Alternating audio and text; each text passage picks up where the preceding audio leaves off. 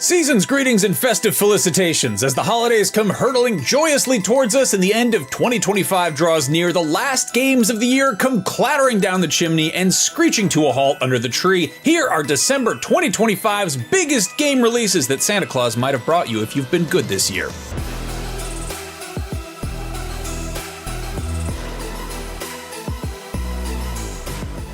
On December 1st, Earth's mightiest heroes, gifted youngsters, and other friendly neighborhood denizens of the Marvel Universe get the throwback arcade beat-em-up treatment in Marvel Cosmic Invasion, which is from the same developers who gave us TMNT Shredder's Revenge. This features a roster of 15 playable characters, including some all-timers like Spider-Man and Wolverine, but also some deeper cuts like Beta Ray Bill and Phyla Vel. That's coming to everything. On December 2nd, another cosmic invasion is taking place in Destiny 2 when the Renegades expansion gives Bungie's long-running looter shooter a Star Wars-flavored remix.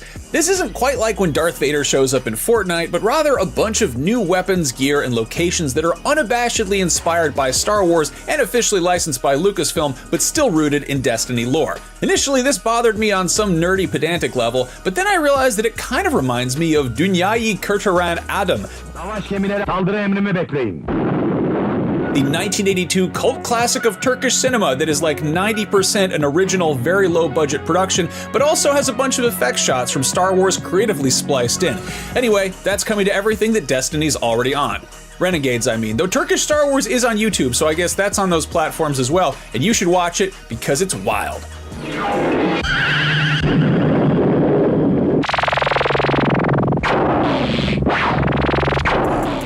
Anyway, if you enjoy wildly unpredictable space stuff, that day sees not one but two bullet hell roguelites dropping on PC. There's Holy Justice Galaxy Outcast, which seems to take a more conventional head-on arcade approach a la Galaga or Ikaruga, and also Rising Heat, which is more of a horde survival thing with momentum-based flight, which looks like a cross between Asteroids and Vampire Survivors. If you prefer mementos to momentum and a different type of survival, you can go looking for some creepy keepsakes that might also be forensic evidence in She's Leaving, a first-person horror about hunting a serial killer who's also hunting you. That's on PC, Xbox Series, and PlayStation 5.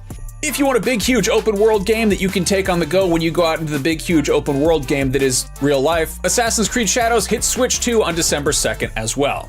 On December 3rd, Let It Die Inferno is the survival action roguelike sequel to Grasshopper Manufacture's 2016 venture into free-to-play territory. The original suffered due to some slimy microtransactions, but the new one is $25, so hopefully that's an improvement in that department. Sadly, it doesn't seem like Suda51 is involved with the sequel, but it still looks pretty cool, and despite the title, I'm happy to see that they kept Let It Die alive. That's on PS5 and PC. On December 4th, finally, after an absurdly long wait, Metroid Prime 4 Beyond finally hits Nintendo Switch 1 and 2. Will it be worth the wait? That's hard to say, but Samus has a motorcycle, which is always a good addition, and using the Switch 2's new Joy-Con, it's the first Nintendo game that lets you kill insects using mouse control since Mario Paint's little fly swatter minigame. Think about it.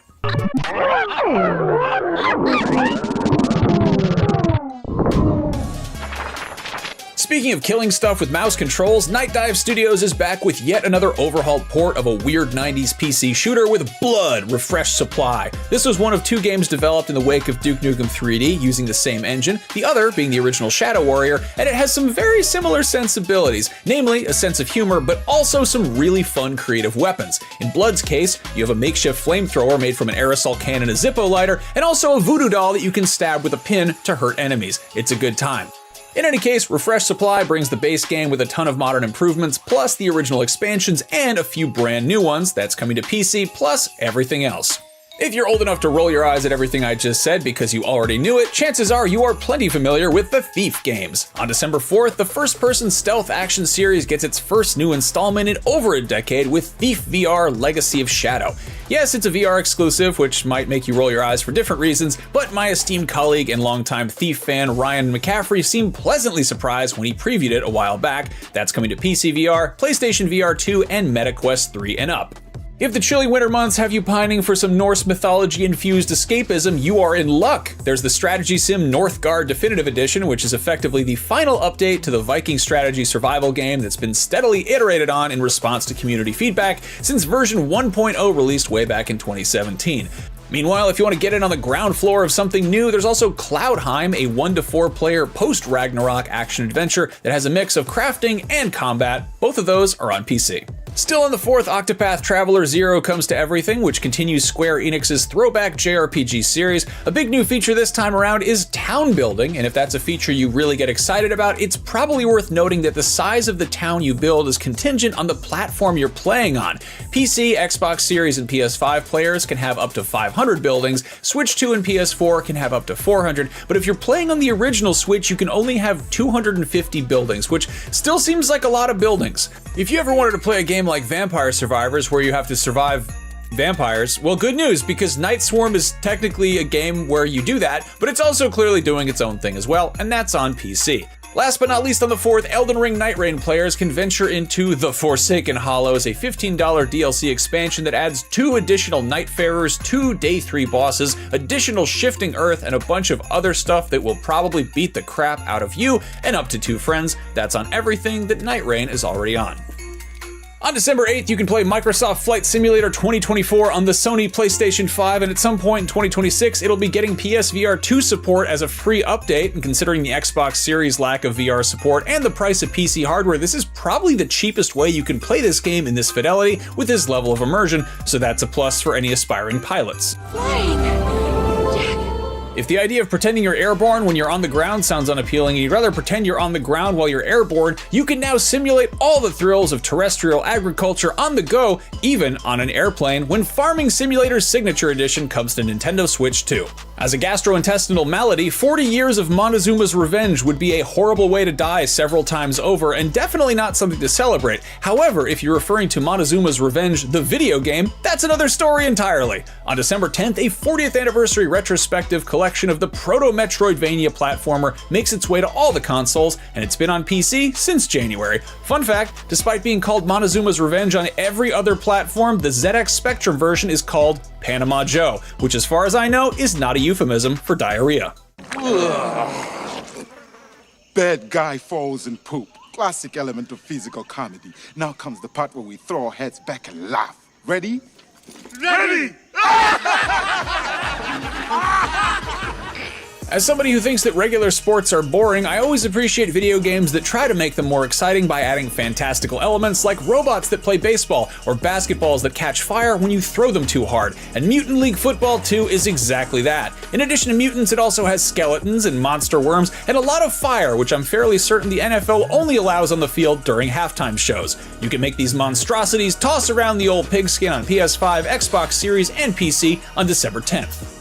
On December 11th, everyone's favorite Australian dog family gets a brand new mobile game in Bluey's Quest for the Gold Pen, which features the Healer sisters exploring a fantasy realm of their dad's creation. This is written by the show's creator, so it seems like it'll have some charm. That's coming to iOS this month, Android in January, and consoles and PC later on in 2026.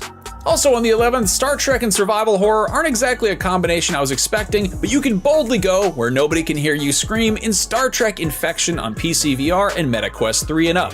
If you prefer to go mess around in an even more horrible version of outer space, the grimdark CRPG Warhammer 40k Rogue Trader comes to Switch 2, and after 2 years of early access, the village builder Pioneers of Pagonia gets a full release. On December 12th, Terminator 2D No Fate is finally out after multiple delays, and I think I've told you about this game 3 times at this point, so if you'd like to learn more, go watch one of the videos from the months it was previously scheduled to come out in, or just go watch Terminator 2, because it rules. Trust me.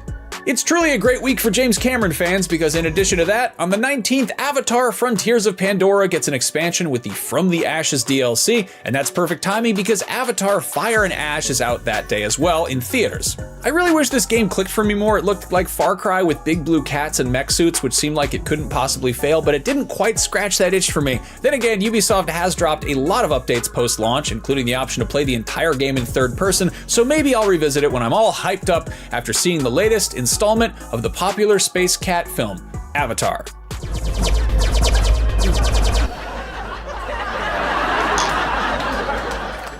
And hey everybody, that about does it. That is December's biggest games. As always, a big, huge, extra warm and fuzzy holiday season thank you to Amanda Medina, Chris Del Padre, and Logan Plant for helping these videos come together each and every month. And a huge thank you to every one of you who takes the time to watch them, especially those of you who write nice comments, or even entertainingly weird ones, like that guy who wanted to see me fall into a dunk tank.